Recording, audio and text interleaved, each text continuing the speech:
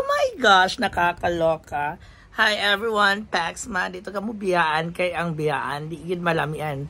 Dito pala yung camera. Yung sa Bisaya, yung camera ka ba? Yung maraming klase ang camera.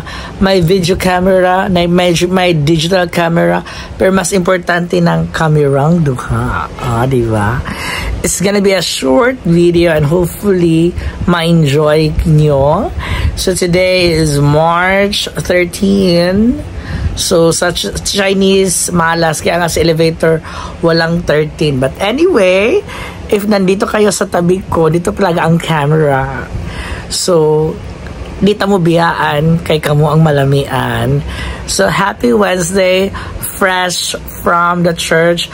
I serve as commentator, sub kay Tita Sonia, and of course, naging choir. So, bye for now!